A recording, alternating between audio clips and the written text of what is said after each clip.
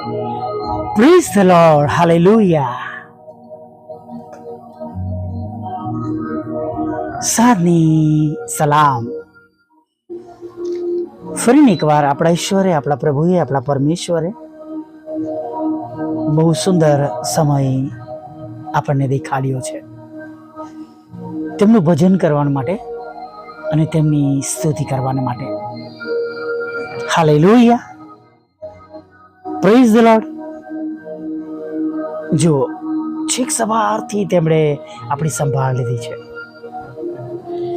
અને જો વધારે કહું તો 2025ના જાન્યુઆરીના 1લી તારીખથી લઈને આજની તારીખ સુધીમાં જાન્યુઆરી, ફેબ્રુઆરી, માર્ચ, એપ્રિલ અને મે માસમાં તેઓ આપણને લઈને આવ્યા છે. તેઓ હજી પણ આપણી સંભાળ લઈ રહ્યા છે, તેઓ હજી પણ આપણી કાળજી લઈ રહ્યા છે, અને તેઓ હજી પણ આપણને મદદ કરી રહ્યા છે. તેઓ આપણું સાંભળે છે. હાલેલુયા.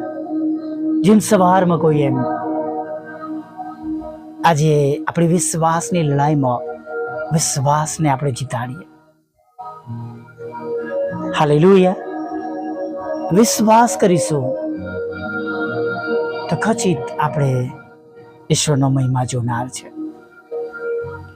અને આપણા પ્રભુએ આપણને કહ્યું છે આ માસમાં તને મૂકી નહીં દઉં. તેમણે કહ્યું છે એને માટે એકલાપણું કે એકલા છો એવું તો વિચારશો જ નહીં અને બોલશો જ નહીં, કેમ કે તમારી સાથે આપણા પ્રભુ છે, મારી સાથે આપણા પ્રભુ છે. इब्रानियों 13:5 उसने स्वयं कहा है, मैं तुझे कभी ना छोड़ूंगा और न कभी त्यागूंगा. Praise the Lord.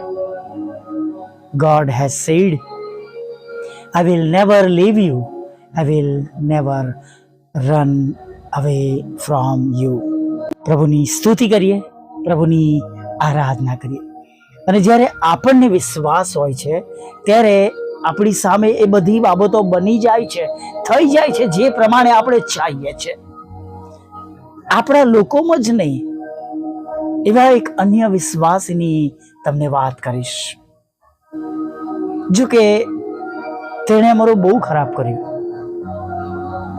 અમારી મોટર રિપેરિંગમાં ઘણા પૈસા લીધા, છેતરામણી પણ કરી, નુકસાન પણ કર્યું, અને ઘણો ભાવ વધારો પણ અમારી પાસેથી તેણે લીધો. પણ અન્ય વિશ્વાસી અને પ્રભુના લોકો તરીકે એની જોવાની હંમેશાની રીત.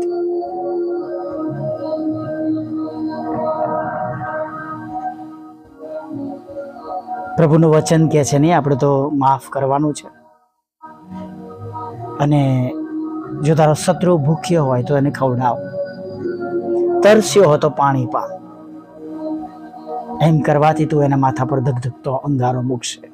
ચોક્કસ અન્ય વિશ્વાસી છે, એ બધી બાબતો એ સમજી ન શકે, પણ આપણે પ્રાર્થના કરીએ કે પ્રભુ એક દિવસ એને એ બાબતો સમજાવશે. એની એક દીકરી હતી, મતલબ કે દીકરી છે નહીં, અને વિદેશ જવાનું હતું એને, અને બધી તૈયારીઓ કરી હતી. સારું થઈ રહ્યું હતું, પણ ઘણા સમયથી એનું કામ અટકી ગયું હતું. અને જે પ્રમાણે વિઝા મળવો જોઈએ, આવવો જોઈએ, એ સમય કરતાં ઉપરાંત સમય થઈ ગયો હતો. અને કેવો સમય કે હવે એ નિરાશા લાવતો હતો.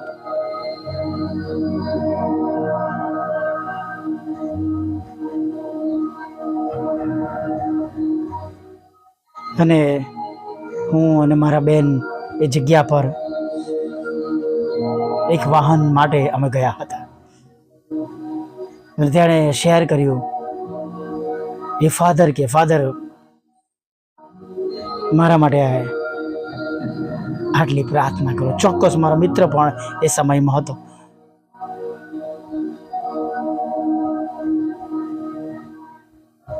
અને અમે એને ભરોસો દિલાયો, એને ભરોસો પાયો.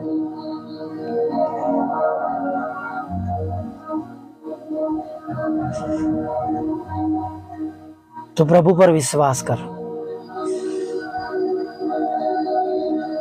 અથવા અમારા પર વિશ્વાસ રાખજે કે અમે જેમને પ્રાર્થના કરીએ છીએ એ પ્રાર્થના ચોક્કસ સાંભળશે. અને એને ત્યાં સુધી યકીન અપાયું. એવા સમયમાં આવશે તમારો જવાનો સમય, તમારી દીકરીને વિદેશ જવાનો સમય કે તૈયારી કરવાનો સમય નહીં મળે. ત્રીજા દિવસે ફોન આવ્યો, અઠવાડિયામાં જ જવાનું છે, આ તો બહુ ઓછો સમય છે, અઠવાડિયામાં બધું શોપિંગ કરવાનું આ છે. અને એ ભાઈ ખુશ થઈ ગયો કે તમે જેવું કહ્યું હતું. મેં કહ્યું હતું એમ નહીં, મારા પ્રભુને જેમ કહ્યું હતું એમ તેણે સાંભળ્યું છે. Hallelujah, praise the lord. અન્ય વિશ્વાસીના ઘરની અંદર પણ પ્રભુ મોટા મોટા કામો કરે છે. તો આપણા ઘરમાં આપણે વિશ્વાસી બાળકો રાત અને દિવસ તેમનું ભજન કરનારા, તેમની સ્તુતિ કરનારા, તેમની આરાધના કરનારા, તે આપણું નહીં સાંભળે? ચોક્કસ સાંભળશે વાલા મિત્રો. ફરી એક વાર એના જીવનમાં એવો સમય આવ્યો, એ પછી પણ એણે અમારી સાથે ઘણું બધું નુકસાન કર્યું. તો ફરી વાર એણે હાક મારી, એનો બિઝનેસ ઠપ થઈ ગયો હતો. ગાડી લેવાનો, વેચવાનો, લેવાનો જેનો ધંધો હતો, જે રિપેરિંગનો ધંધો હતો, મંદ થઈ ગયો હતો. દીકરીને મોકલી હતી એટલે હજારો રૂપિયાનો હપ્તો તેને ભરવાનો હતો. ફરી વાર ફોન આવ્યો અને ફરી વાર હું ને મારા બહેન ગયા. એને કહ્યું હતું તારા ઘરેથી પાણી લઈને આવજે, કારણ કે હું એને પાણી પર પ્રાર્થના કરીને આપું તો એને એવું લાગે, પણ એના ઘરનું પાણી એની બોટલમાં એના પર હાથ મૂકીને પ્રાર્થના કરી. એને કહ્યું કે આ પાણી નથી, ઈસુનું લોહી છે. તારી જગ્યાઓ પર પ્રભુ ઈસુનો મહિમા થાય માટે એને છાંટી દેજે, તારા ઘરે છાંટી દેજે. અને એ અન્ય વ્યક્તિઓ એવો વિશ્વાસ કરતા હતા કે તેમના બિઝનેસ પર અને તેમની રહેવાની જગ્યા પર બીજાઓએ ખરાબ કામો કર્યા છે. મેં કહું બધા બંધનો તૂટી જશે અને તું ફરી વાર ઈશ્વરનો મહિમા જોઈશ. અને ફરી વાર એનો ધંધો ધબકતો થયો, બધી જ ગાડીઓ વેચાઈ ગઈ. હાલેલુયા. ભલા મિત્રો, એક સામાન્ય માણસ અન્ય વિશ્વાસી જો વિશ્વાસ કરે છે અને પ્રભુ તેમના જીવનમાં કામ કરે છે, તો તમે અને હું જેઓ તેની પ્રતિમા પ્રમાણે બનાવેલા છે,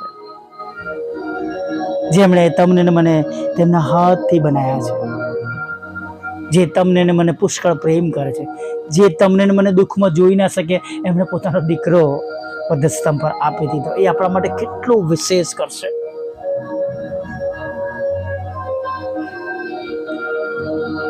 હજી તો આપણે બોલતા હોઈશું એ પહેલા આપણને ઉત્તર મળશે. હાલેલુયા. હજી તો આપણે બોલતા હોઈશું એ પહેલા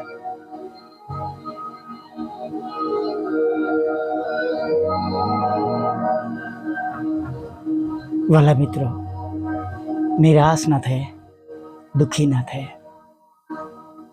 ફરીને એક વાર કહેવા માંગીશ, જો આજે તમે વિશ્વાસ કરશો તમે દેવનો મહિમા જોશો. હું તમારા પ્રશ્નો માટે આજે પ્રાર્થના કરીશ.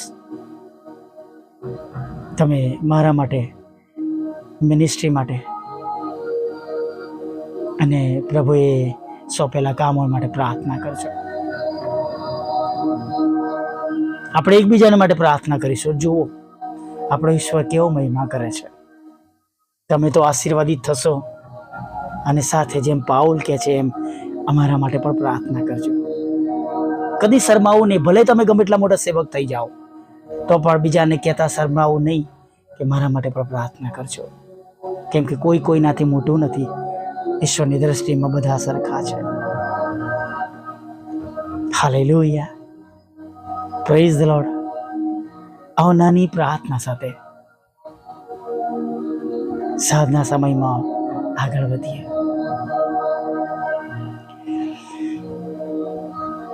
વલ્લા પ્રભુ, અમે તમારી સ્તુતિ કરીએ છીએ,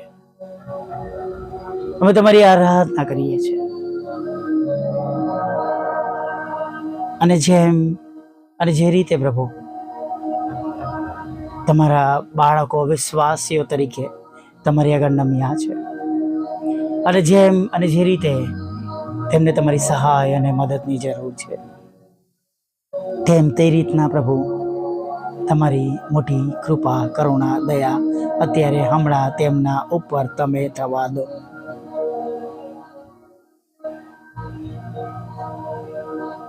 હા પ્રભુ, તેમના વિશ્વાસ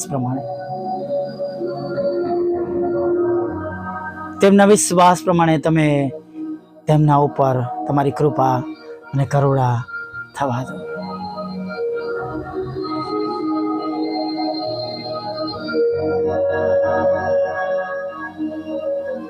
પ્રભુ, આજે કોઈનો વિશ્વાસ એળો ના જાય, પણ આજે એક વ્યક્તિઓ, ભાઈ બહેનો પોતપોતાના વિશ્વાસ પ્રમાણે તમારા દ્વારા તેઓ તેમના જીવનોમાં મોટો મહિમા જોઈ શકે એવું થવા દો.